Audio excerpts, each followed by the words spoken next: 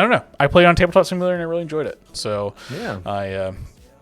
I dove in. There were a few other ones that like didn't really capture my my fancy. There's one called Mordheim, which is like a future medieval kind of thing. Okay. The system was just too complicated for really what it was, and I wanted something that was really like, I wanted something that I could take 10 minutes, explain it to somebody, and they know how to play, right? And I want them to be able to get in, and it's like you're just having to learn the strategy, really, instead of having to learn the game. Right. You know, That's fun. I like that. Now I remember that guy who took. It was very much like those people in the mall. That's like, oh, we made this lotion from like the salts of the Dead Sea. Let me rub them all over your hands. Right, And while I'm at it, play this miniatures game. right? Exactly, exactly. And the thing is like, I don't think. I mean, maybe I was wrong, but like neither of us were like, oh, like that's cool. But like neither of us were like, yeah, let's do it. We kind of just wanted to leave. right. And he was like, oh, dude, do this and then do this and then do this. And the crazy part is like reading the rules. I was like, oh, right, I remember doing this. You know. And He was right the whole time. He was right the whole time. And I think my favorite part was when we tried to leave.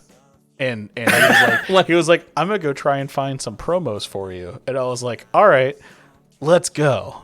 And he chased us down the hall. Oh, that's right. He chased us down the hall and gave us those little Nox miniatures. Right, which I need to sell apparently if I could find it. Yeah, good luck. But yeah. So anywho, I guess that the moral of the story is don't shit on a game because you might end up liking it later. Don't shit on a game at all. Well, yes. you know. I mean, you can't sell it then. But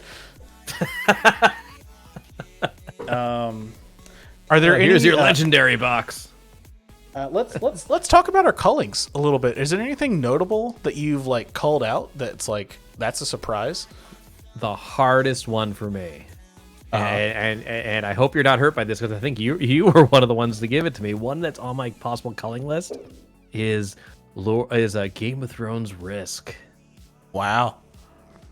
Why is that? Well, the reason is I had 7 versions of Risk in my closet, right? And I got rid of the Walking Dead one a while ago because it's the least risky out of all of them. Sure. And then I narrowed it down to 2 that I wanted to keep. Mm-hmm. And I definitely want to keep the Legacy one and the Metal Gear one because those are my 2.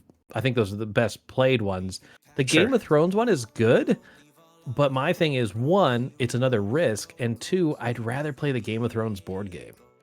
That's fair. So, but when I picked it up, I'm like, this feels bad. Why does it feel bad?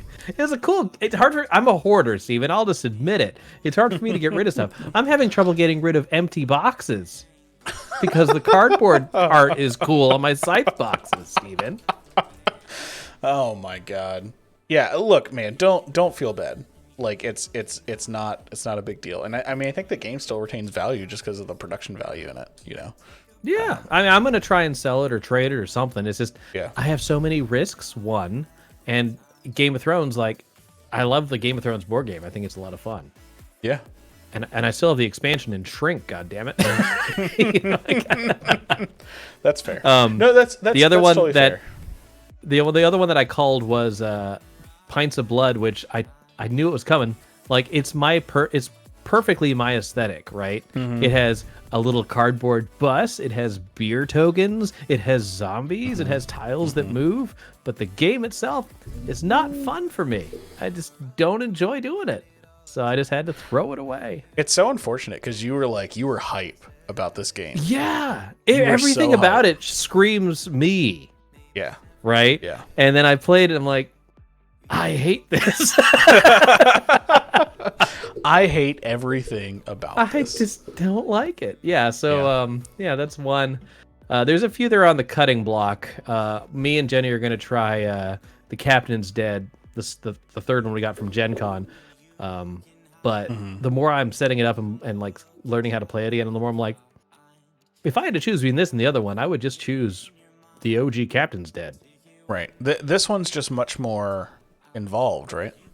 Well, no, really. So they're they're two different games, right? Like Captain is Dead is very much akin to like Forbidden Island, where the whole group is just trying to succeed in a goal in time, right? And then the one that we have, Dangerous Planet, technically the third one, is a tower defense game. Like you're trying to prevent you're trying to protect your shuttle while all these bugs are coming at you. Okay.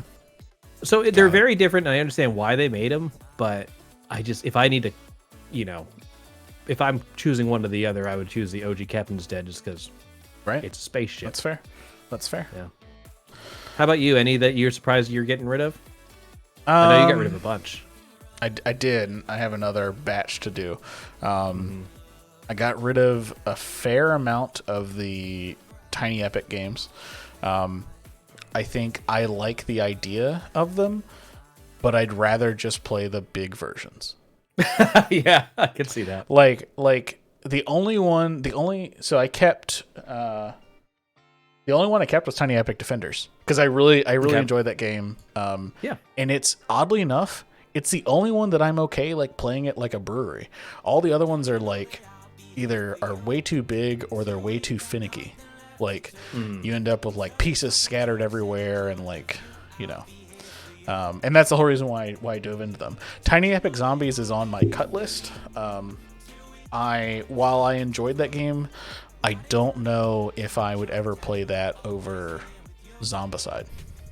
Right. That's what I was thinking. That or my zombie game that I of choice is probably Dead of Winter. I like that one a lot. Right. But either one, I'd rather do either one than Tiny Epic Zombies. You know what's kind of interesting is we've gone through a lot of games, and the one genre I don't think we've found, or at least I haven't found one that we're like impressed with, and this is the one, is a good Western game. Like we've done Doomtown, we've done Tiny Epic Western, we've done what was the other one? The shoot 'em up, shoot 'em up shooters. dice or whatever. Six shooters. All of them are kind of there's something wrong, and like there's none. I can't think of like why is that such a hard one? I don't know. I think part of that, right, is that theme is very, very specific, right? Like it's hard.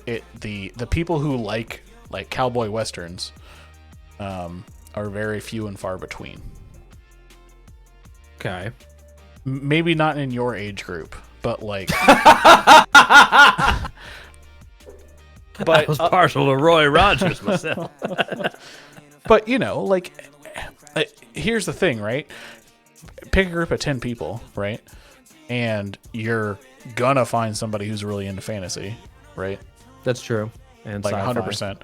You're gonna find somebody who likes, fucking pandas, right? That's not legal. And you're gonna find somebody who's into Vikings, right?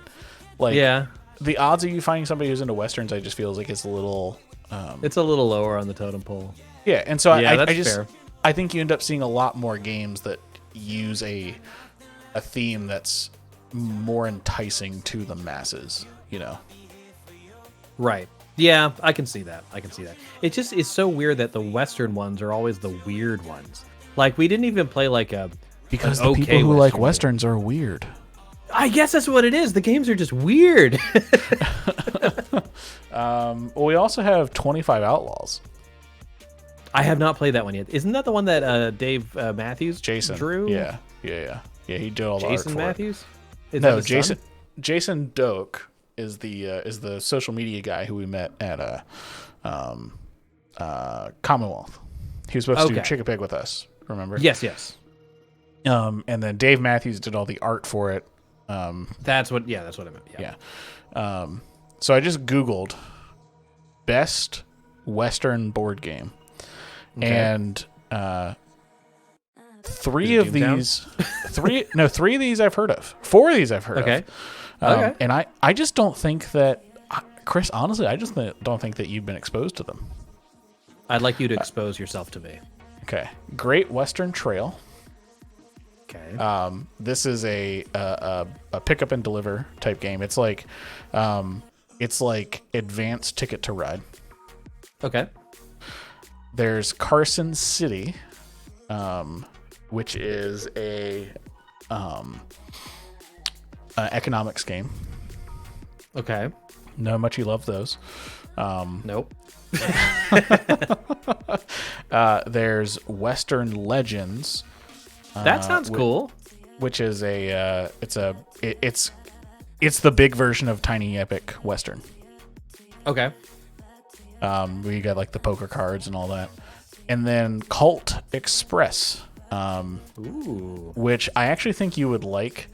I played this and wasn't a fan, and I don't remember why because it was years ago. But this has little tiny cardboard trains, and you're bandits trying to rob the train. Wowie. Look at that. Look at that. So I think this is very much your... Oh my God, this guy's wearing a cowboy hat. I think of course he is. Yeah. I think if I had to pick one for you, Chris, I'd either pick this one or Great Western Trail.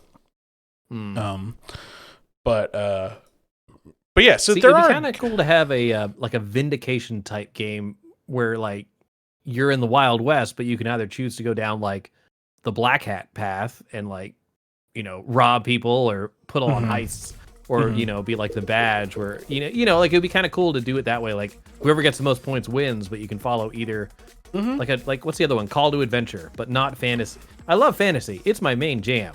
Yeah, but I would say like there is a good many fantasy games, but not that many Wild West games. No, I'd agree. And I think it's it's just because like old people like me like Wild West shit.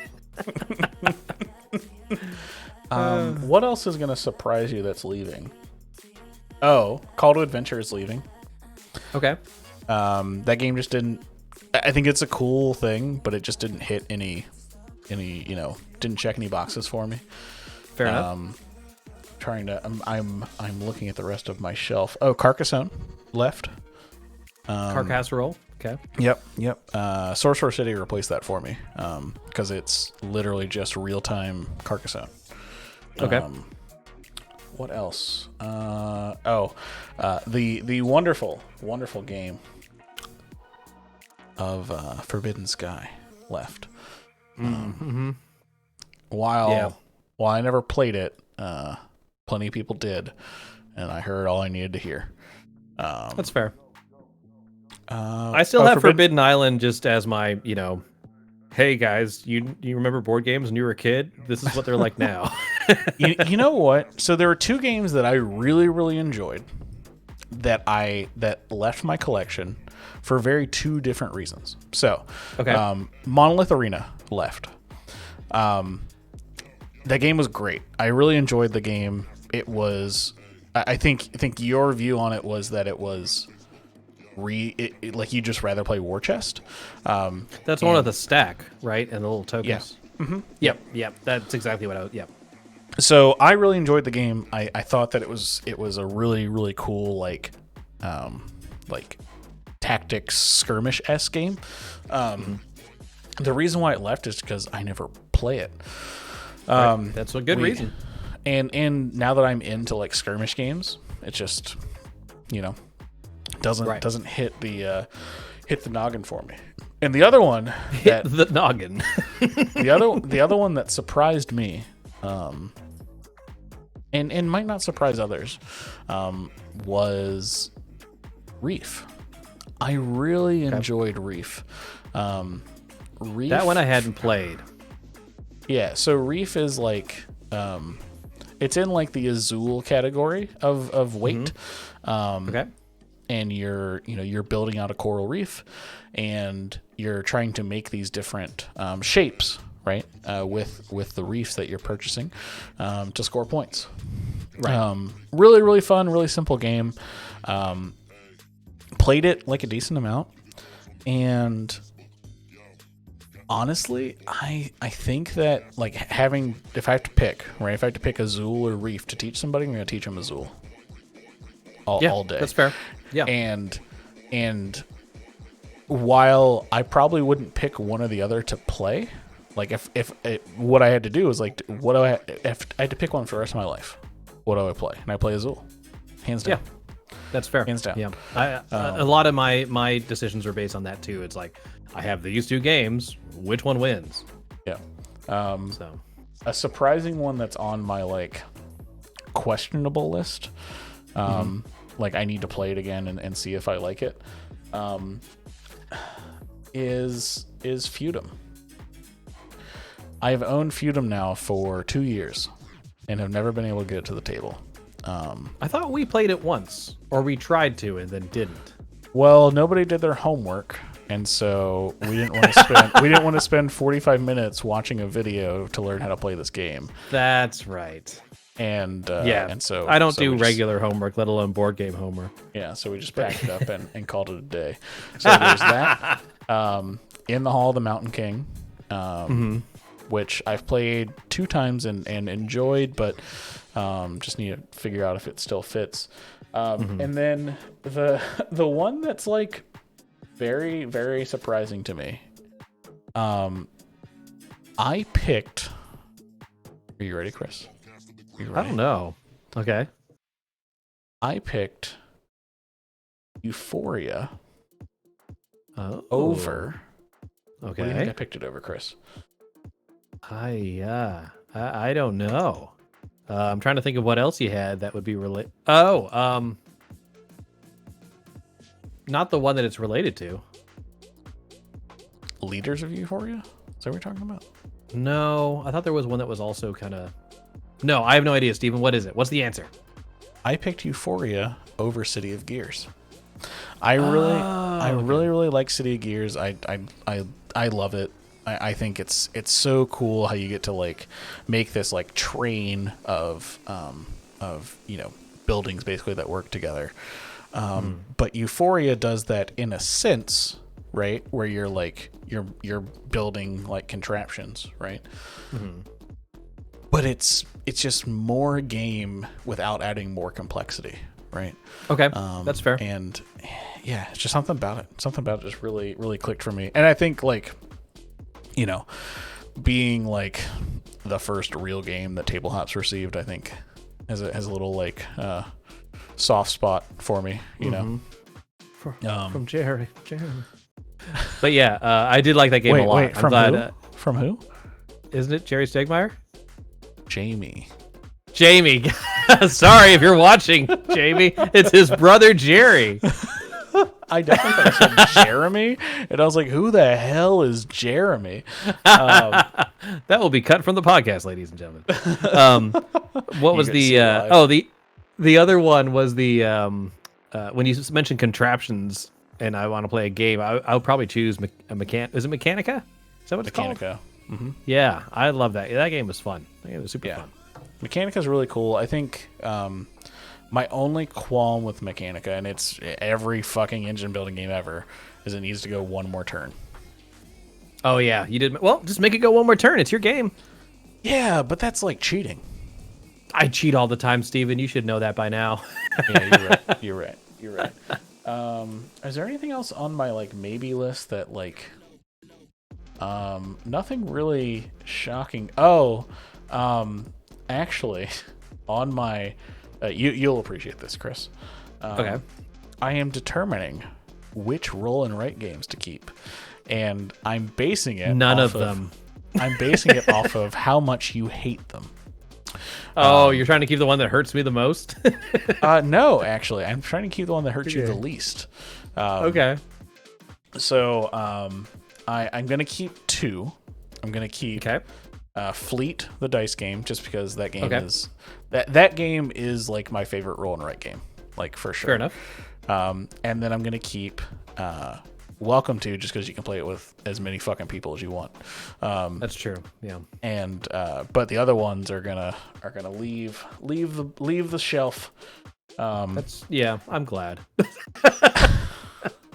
It feels good. No, Fleet was pretty fun. Yeah, it does feel good to get rid of some of these just to get some space back. Fleet was pretty fun. I think I called it boring ass boats because I still just don't like roll and write games.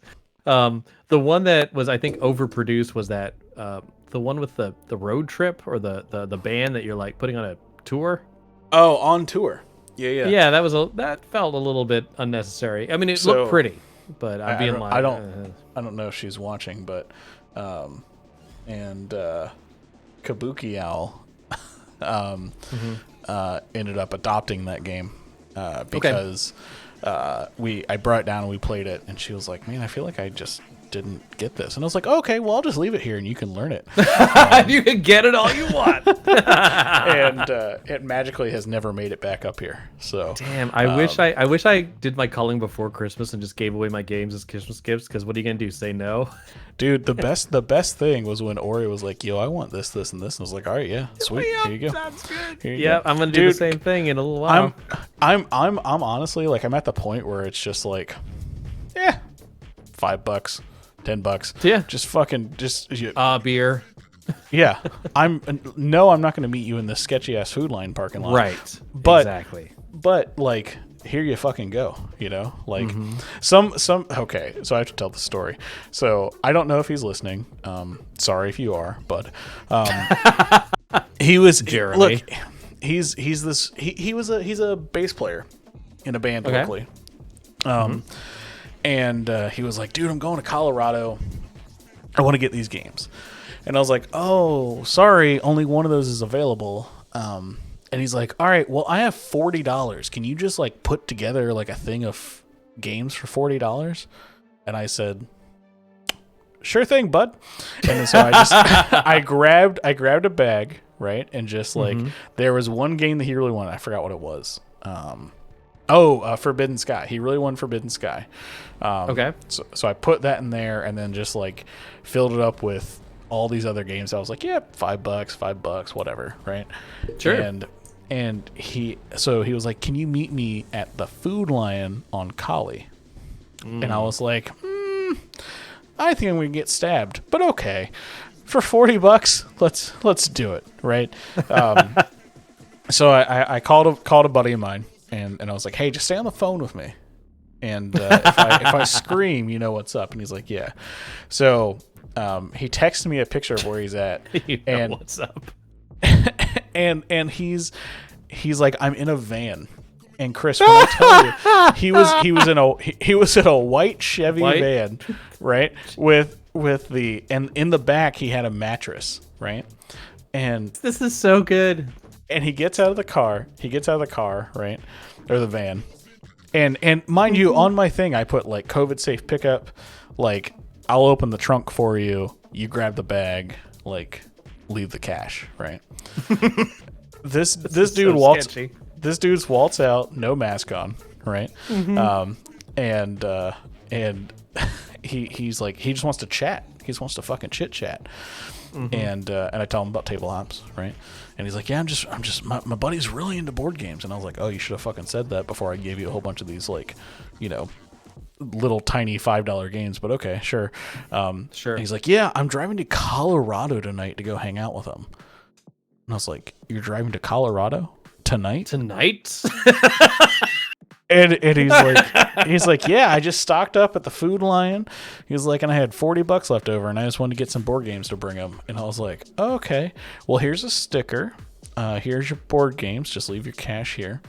And he's like, "All right." And then he tries to shake my hand, so I do the fist bump thing, right? Sure. Does he change gears on you? No, he fist bumped. Okay. But then we were talking. He was like, "So what do you guys do?" And I was like, "Oh, we used to do like brewery nights, like game nights at breweries." And so he's like, "Oh, sweet, yeah, I'm in a band and we play breweries all the time. We should collab." And I was like, you know, funny enough, loud music and board games don't really go together. Don't mix too well. Yeah. And he's like, "Oh no, dude, you can do it. You can do it." And I was like, nah. So I get back in the car. And my buddy was like, "Hey, I was just getting ready to hang up and call somebody because I was concerned." And I was like, "What do you mean?" And he was like, "You were gone for a long time." A long time. And I was like, "Yeah, you're right. I was gone a long time. That's my fault." Yeah, everything's cool. He's next to me in his creeper van, just ready to roll. So, Love it. yeah. Did you get a lollipop? No, he did offer one to me, but I decided against Right. it. Like the one that came out of his mouth. Right, exactly. So yeah, so I do have a bunch. I need to do another. I have another batch that's going to come out, and you know what's coming out, Chris? A game that I haven't played in years, but kind of started my board game revolution. Munchkin. I have 2 Munchkins, and I had to choose between the deluxe one and the Cthulhu one. I chose the deluxe one. I have a Munchkin with like 1,000 cards in it. Oh, and all the all the packs. Yeah. And I kept Adventure Time Munchkin because I enjoy that one better. Sure. But like, yeah, I'm like, why the fuck do I need this? I'm looking at this tiny stack of other games.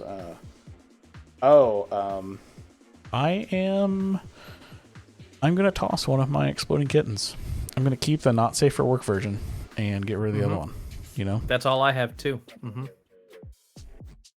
But yeah, the one that I got rid of was the 2 that I got rid of. Even though they're like very much my theme, my hatred of counting outseeds my love of wizards and ninjas. Is Smash Up and Small Worlds. I like them both better digitally or not at all. That's fair. As I said before, I will take Small World off your hand. Oh yeah, it is yours, sir. Yeah, Smash Up. I agree with you. Smash Up is just like it's missing something to keep track, right? Mm-hmm. Like it's missing something that's like, here's how you handle this. And I agree. It's just it's just better digitally. We used to use those. What do we used to use? Those scroll up spin downs. D20s or spin down or up or whatever. But even then, like I'm like, why am I using more of these than I'm using for Magic? Like, why do I have 7 of them on the table? Well, and not only that, but like it. I know there's a lot of people that really like that, and there's a podcast about Smash Up that like talks about strategies for Smash Up, and like I think the game itself is fine. It's missing something to be able to. Like you almost need like one of those, those little like electronic like Medusa, where it's just counter. Like I'm sure there's probably like an app that would make Smash Up more fun, right? You just stick it on the table. It has like 4 ways, and you just If not, we're rich now. Are we? Are we rich? No. I don't know about that. It is on Steam.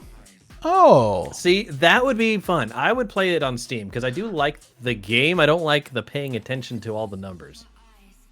Why is there a digital? Oh, okay, got it. There was a tabletop, and it's actually just like that's like a location space is the tabletop.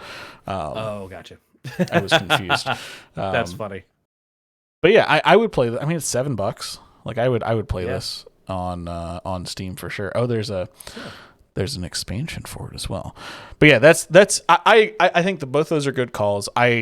Small World is definitely not like your jam. I love the art and I love the presentation of it. I just don't like playing it.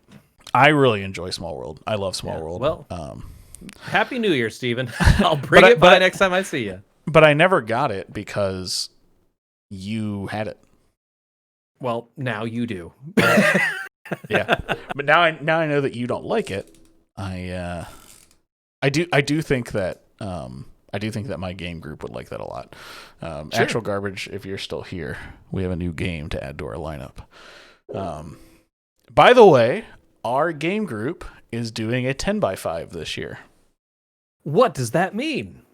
So don't sound too excited. So a 10x5 is basically where you select 10 games that you play 5 times. You play each game 5 times. All right. Okay. That's the challenge for like the year. All right. So you have a year to do this. Yeah. Mm-hmm. Okay. Yeah, we have a year to do it. A year to play 50 games. So. Seems well, there's 52 weeks in it. If you okay, I see where the challenge is. Right. So we're going to play. Are you ready, Chris? We're going to play. Yes. Charterstone. We have a new. Ooh. We got the recharge pack for Charterstone. We got a new board, so we're going to play through that. Condottieri, which is actually you'd actually think enjoy this. It's a Trump area control game. Okay. where you're like it's almost like war instead of like a trump card scenario. Okay. But really, really fun. Dice Throne, which will be simple, right? Oh my Dwellings gosh, of I love Dice Eldervale, Throne. Everdale, Yep. Fort, which you and I didn't play Fort, right? Yeah, I don't know Fort. Fort is a really, really cool card drafting game where you are trying to have the best friend group.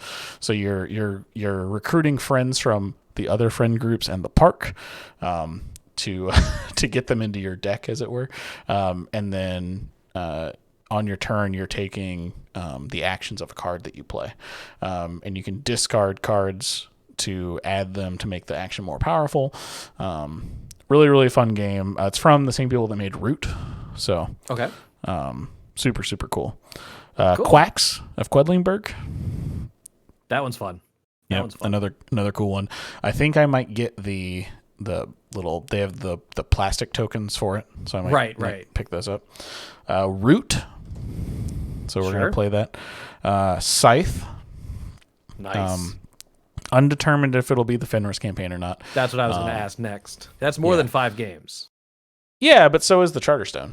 So. Oh yeah, that's true. That's true. And a lot of those games you can play like 2 in a session, so. Okay. And then Tapestry. Nice. I like that one too. I always lose at it, but I do like it.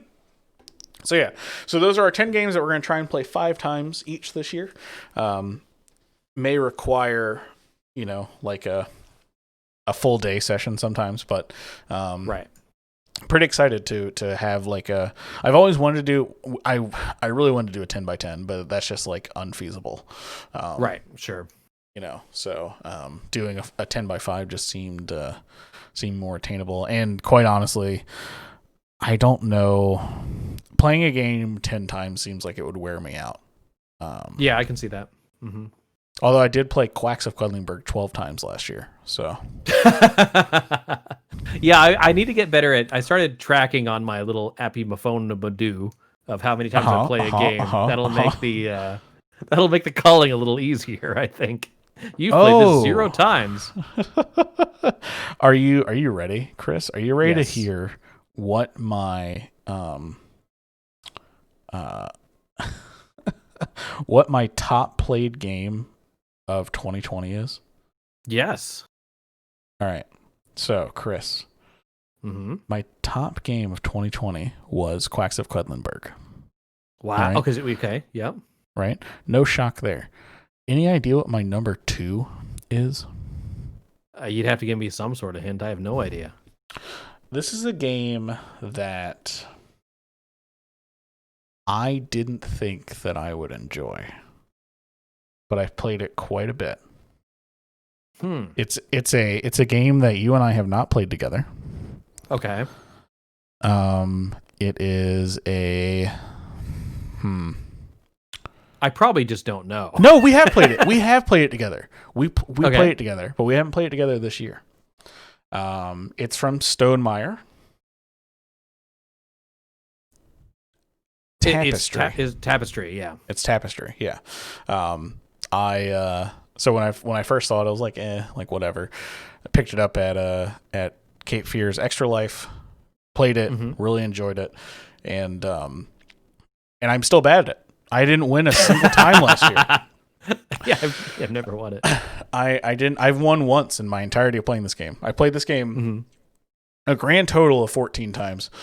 Last year I played it 10 times, and I've won 1 in total, and that was in 2019 in December.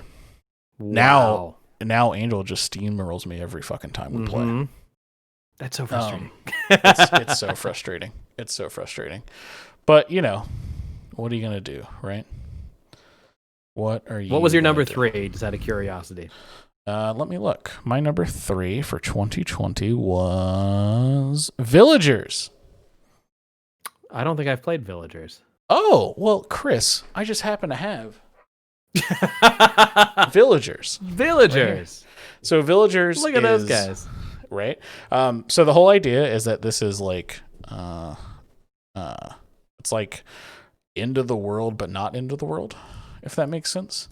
Okay. So you basically all the towns have shut down, right? And you're having to make a new town, and you have to entice villagers to come to your town, because your villagers need goods and services, right?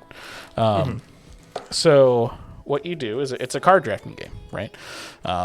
So you're going to draft people, and then you build them into your tableau. So really cool, interesting.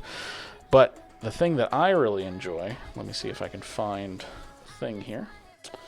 And I don't know why am I doing this like this? I could have just pulled it up, but so this card Swineherd. The Swineherd, yeah. And you can't see it for whatever reason, but the top shows its upgrade path. So this guy is, it's kind of like a tech tree, right? So this guy requires a few things before him. So he requires a founder before him, and then a truffler can come after him. I see. Yeah. Really cool. Of all the villages, he's a milkmaid. That's right. So there's these special suits in here as well.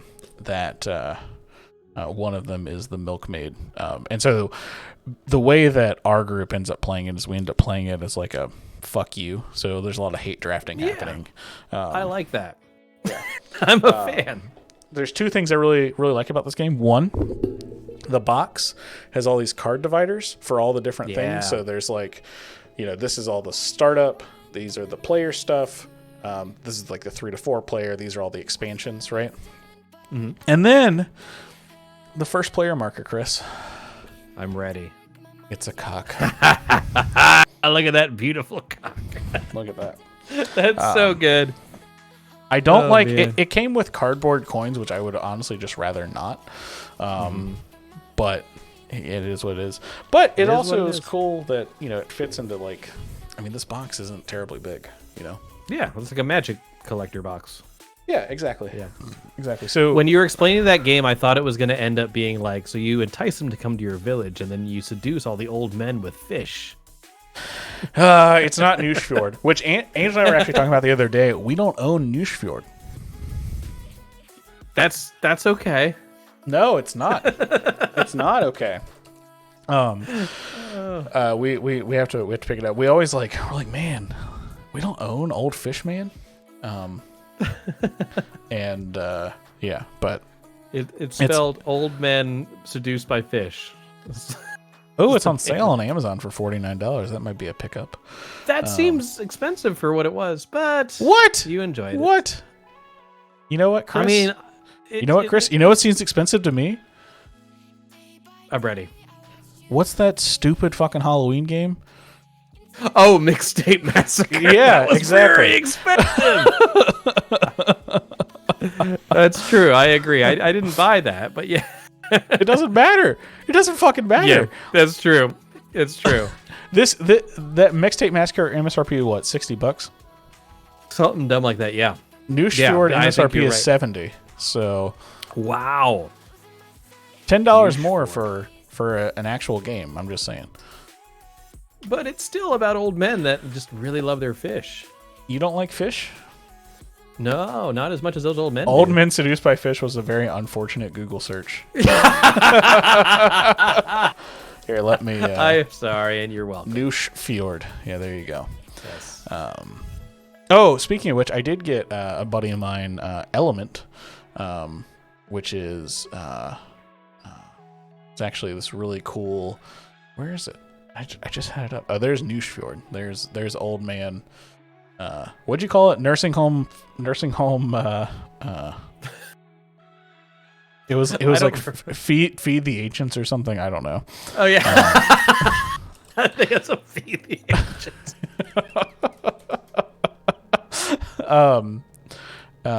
But this board game actually it has that that Onitama feel, right? Where it's like, okay, that looks very very abstract strategy type thing. I'm a fan. But it looks really cool, and he had talked about wanting in to get it for a while, and I saw it in, at Tower, so I picked it up. But excited to play that as well. But yeah, it's Newsfjord is not in our collection, but I'll probably have to pick up that if it's on sale for $50. That is a bargain, Chris. It's a bargain. I know you don't feel that way, but I remember being like just furious sitting at that table, like, what the fuck am I doing? so let's revisit that. So we played it at PAX. Yeah, we played at PAX 2 years ago, 2.5 years ago now. Yeah, we played at PAX. You and your wife came. Wow. Not over the board, but you know. No, absolutely not. Those old men, on the other hand. Yeah. Newsfjord was not your jam, which is fine. You know, you're allowed to not like a game, but it definitely hit all of Angela and I's buttons. Some people just like old men and fish. Hey, look, there's a choking Fishy hazard on smelling this game. old men. Yeah, it's well, I can't say that. That's terms of service. Yeah. Newsfjord is a tranquil fishing village in the lofted archipelago of northern Norway. Travel back in time and Newsfjord is completely transformed. 50 years ago, business was booming when the codfish would come for spawning. Sailing ships dominated the fjord, and the rocky beauty of the island was masked by vast forest. Visit the heyday of Newsfjord's maritime commerce and expansion, and success may be yours in Uwe Rosenberg's Newsfjord. I hate everything you're saying. I hated all of everything It's you said. £4? It's £4? Well, it's because of all the fish, Stephen. Right. It does have wooden fish, which is just like, you know, that's like right up my alley. Once I played that game, I'm like, there's a board game of anything ever if there's Newsfjord. Oh god. What? Hold on. This review is just like, the hunt for innovation is difficult and frequently disappointing. It's often a thematic race to the bottom of more ridiculous flash and more ridiculous concepts. Enter Newsfjord, a game so unassuming and modest that it even sort of slipped through the cracks among Uwe's designs, between the Mammoth, A Feast for Odin, and whatever patchwork variant came out. Even for Uwe, the man known for games about farming, Newsfjord seems sort of quaint. I don't like that word or that game. I don't know. I really enjoyed it. I think that you just don't like those types of games. I don't like old men or fish. I'll say it right now. You do like old men. Codfish is clearly an allegory. Yeah, you're right. You're right. Oh man. Well, to be fair, we also got really heated about Cat Lady. So Cat Lady is a wonderful game. How dare you? No, that's fine. I'm just saying in terms of themes. I have me saying, "Oh, that theme is silly." I did like Cat Lady. Chris, do you have a Euro game that you really like? I don't think so. I don't think I own a Euro game. Ticket to Ride, right? I don't own Ticket to Ride, but I like Ticket to Ride. No, it's not my jam. I'm an Ameritrasher, sir. Hey, man, I also enjoy Ameritrash, you know? Oh, Chris finger wagging, no, should be... No. No. That was pretty good. I'm going to have to go back and clip that. You don't like you haven't played Terra Mystica, I guess. Have you played Gaia Project? No. Power Grid? Yes. That's a Euro, I guess, right? Yeah, so... I did like that. I did like Power Grid. Power Grid's good. Seven Wonders? I've only played Duels. You know what? Does that count? Hold on. This might count, Chris. And I think you're going to be... Yeah, it totally counts. Lords of Waterdeep. What is it? I love Lords of Waterdeep. It's I am a Euro. a big fan. It's a Euro. Okay. Fine. But I do like... Well, how is it a Euro when they have the... Well, I'm doing the finger wagging again. How is it a Euro when they have that the screw you cards? You can have screw you cards. Oh. I thought the whole point of Euro was just for everyone to be friends and sit around the table and play a board game like family. No, it's eliminating randomness. Oh, well. Well, you have decks of cards that you're shuffling. It's random. Yeah, that's acceptable randomness though. They just don't like dice. They They don't think like dice are dice. for peasants. Right. Speaking of peasants, I have a funny non-board gaming story to tell you Okay, about regarding peasants. regarding peasants. Yeah. Okay. So, for Christmas, we did our delivering of food to everybody again. Okay. This time we made pot roast, and we were going to make actual roast, and then realized how expensive that was, so we made pot roast instead. So we made pot roast, and I'm packing everything up, and I'm like, or I was like, I woke up at 6 o'clock in the morning to get everything in the crock pot, get it rolling, right? And I was like, fuck, we didn't get rolls, we didn't get bread, right? Mm-hmm. And I was like, shit, man, like we like I'm not going to the grocery store is not a thing on Christmas Day, right? Right. So I was like, fuck. So there I was. I'd finished putting everything in the crock pot.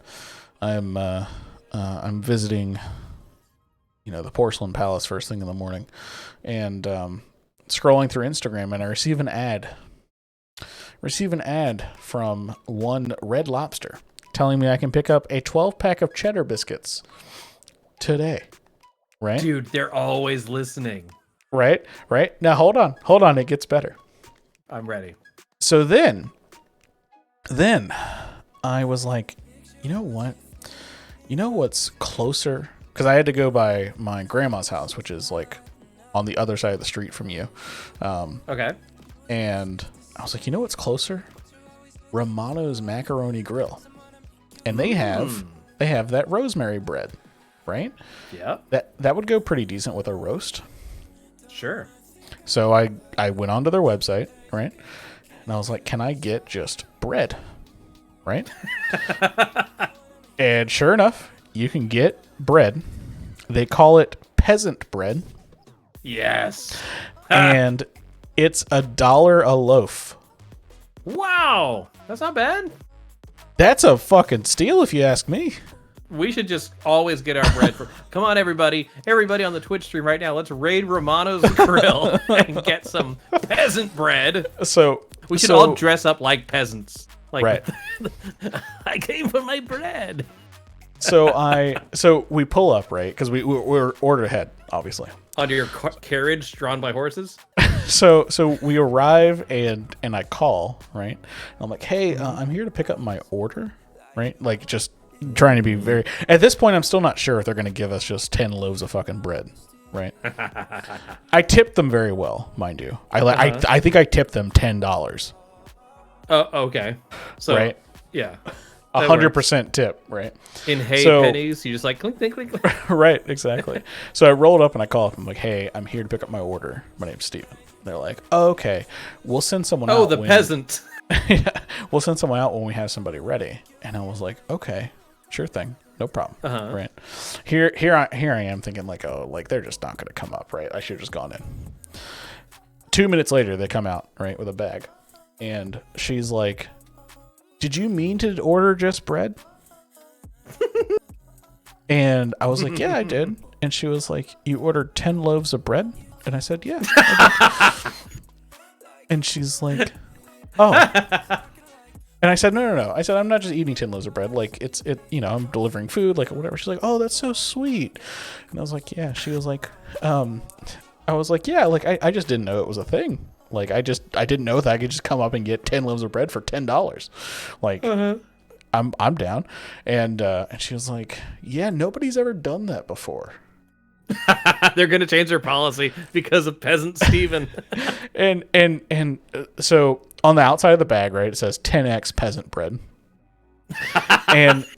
and they gave us, so the containers that you get when you get like egg drop soup, right? Mm-hmm. They gave us one of those full of olive oil with all the seasonings in it. So now in my kitchen, I just have this big ass thing of olive oil with like Italian seasonings and shit in it, and I'm like, well, Here it is. yeah. Time to go back for 10 more loaves. So talking about an even bigger. So I got 10 for $20 total. I got 10 loaves of bread. I got a big ass thing of olive oil. Like That's great, dude. You won groceries. We should all go there. I did. That's nuts. Yeah. So if you ever need bread, just roll down the street to Romano's and pick up some peasant bread. You know. Oh man, dude! I love how she's like, "Are you sure? Did you mean to do this?" You should have been like, "Yeah, I've totally given up." I'm not gonna lie. Like, part of me was tempted to be like, I wonder if I should just get like some lasagna or something, so it's not weird, right? But then I'm like, is it more weird if you order one thing of lasagna and 10 things of bread?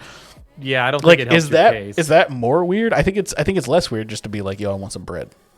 Mm-hmm. Yeah, I think you're right. It's like if you went to a store and bought lube and you're like, I should get something else so it doesn't seem strange. It's like anything else you get is going to make it worse. Right.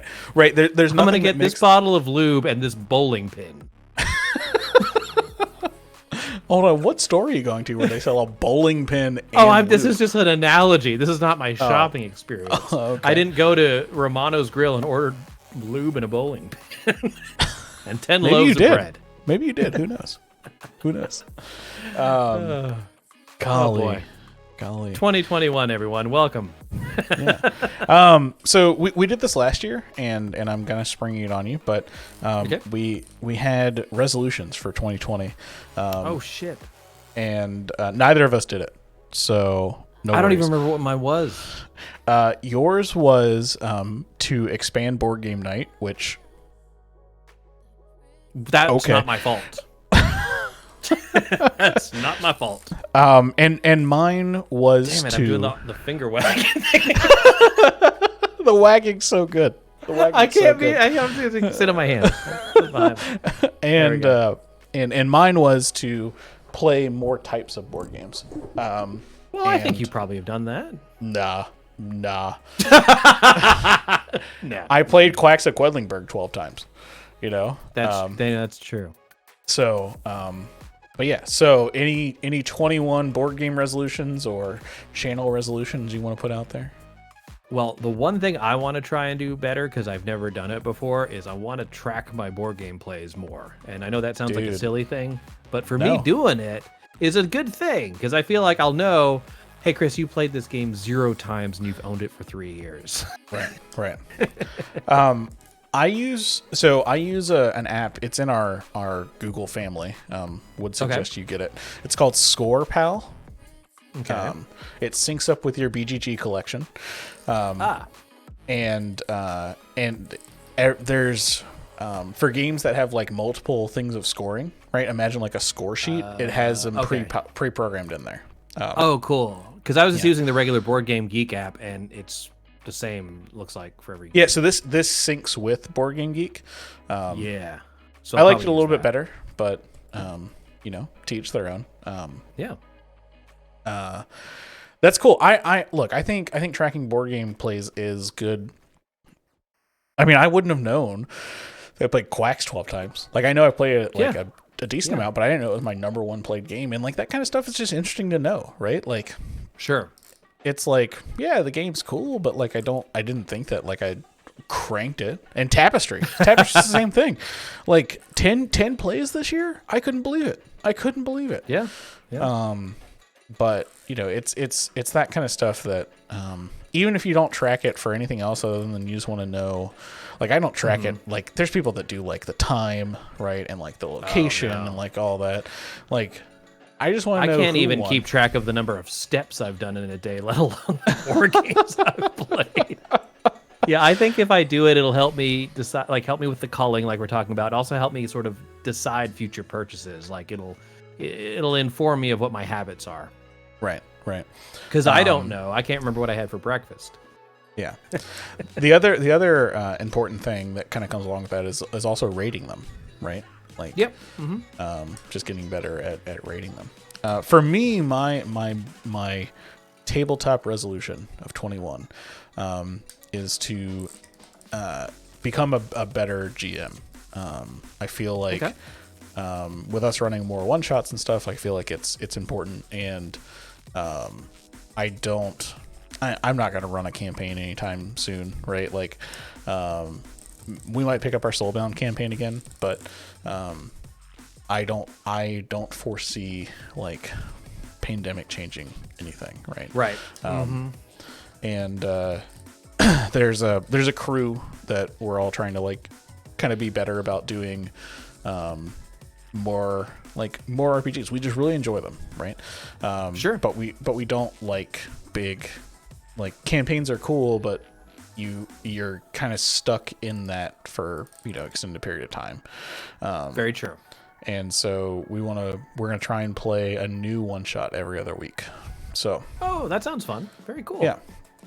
So hopefully we'll be able to do it. I think we will. We're already off to a bad start. We were supposed to play one this week and it didn't happen. That's great. But you know, we'll see how it goes. We'll catch it up. We'll add it to the backlog. But yeah, I think that you know, just having that, like, I don't know, that kind of creative outlet could be cool. So Yeah, that does sound very cool. yeah. Yeah, well, I think we're off to a good start, unlike your RPG group, with 2021, with our first podcast episode. Dude, heck yeah. And yeah, this is exciting. So we'll see where this year takes us. Hopefully, better places. yeah, and I think that I have you actually haven't seen it yet, Chris, but I have a new overlay set up for Paint Night. Very cool. And we can use it for other things if we want, but we can also just keep it for Paint Night. I also have, you may see it up in the corner, there's a little camera stand up there. Yeah, I noticed that. I'm gonna have some special things on that camera. OnlyFans. Yeah. Lots of really cool stuff coming to the channel this year, and I think if one thing, if nothing else, we're just gonna be better about just streaming Wednesday, Thursday, and Friday every week. We can do it, and you can watch it. Yeah. Wednesday, Thursday, Friday, 7:00. Anything else is just extra fun that we're just having together, you know? Right. Yeah. And I think that we finally figured it out, right? We've got our niche. We know what we're doing. We just need to. We did it. We just got to keep doing it. Tell your friends so we can get more people to watch us. No. No. You know, it's the wrist action. It's like the whole like figure eight you're doing. No. Yeah, that's great. Oh boy. Yeah. Oh, well, guys, thanks for hanging out with us. Greatly appreciate it. We're not gonna read anybody tonight. We're gonna kind of keep it chill and just end it out on a good note. So thanks everyone for hanging out. Greatly appreciate it. Chris, happy 21, bud. Happy 2021, Stephen. I will see you later this year. Bye, guys.